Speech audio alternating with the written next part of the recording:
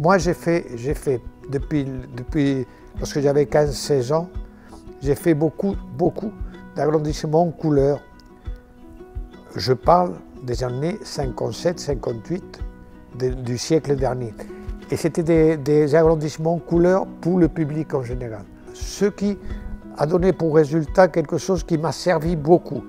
Parce que j'ai vu pendant des milliers de photos qui n'étaient pas bien prises, dont la lumière n'était pas bien, et je voyais pourquoi ça n'était pas bien. Et puis, en plus, je voyais dans les photos qu'il fallait toujours, les photos à l'époque plutôt, qu'il fallait toujours recadrer l'image.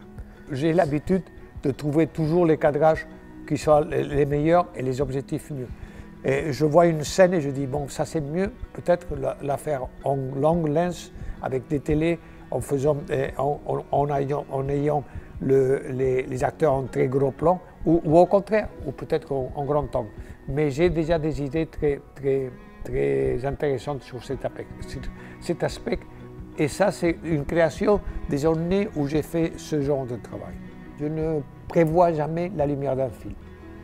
Jamais. Je ne sais même pas, le dimanche avant le premier lundi du film, je ne sais pas très bien ce que je vais faire. Parce que ce qui m'intéresse, c'est toujours essayer de m'adapter au moment, de m'adapter aux acteurs, aux réalisateurs, à l'intérieur du set où on est en train de tourner, parce que je trouve que ça, c'est plus important que maintenir une lumière. Le spectateur doit être surpris par ce qu'il voit.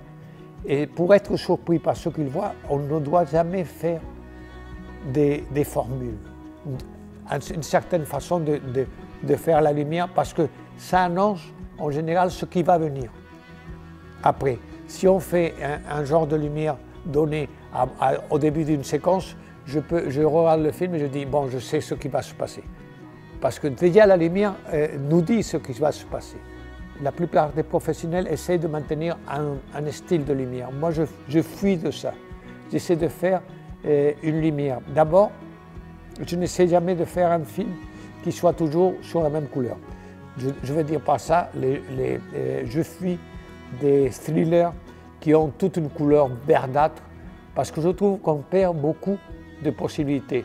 Parce que la couleur est là pour différencier beaucoup de choses. Et on peut jouer avec la couleur beaucoup, mais si tu fais une couleur par exemple verdâtre tout le film, c'est fini, la couleur disparaît. Tout est vert, tout est plus ou moins vert. Et ça, je n'aime pas du tout, je n'aime pas du tout. Et alors, moi je pense que c'est bien que le spectateur ne sache pas qu'est-ce qui va arriver. C'est pour ça que la lumière par exemple, The Skin I Live In, de Pedro, ne dit jamais qu'est-ce qui peut arriver après. Chaque plan est en soi-même montre quelque chose, mais ne laisse pas prévoir ce qui va arriver après. Et je trouve que ça, c'est fondamental pour un certain cinéma, que le spectateur ne soit pas prévenu de ce qui va arriver. Bon, au revoir, merci.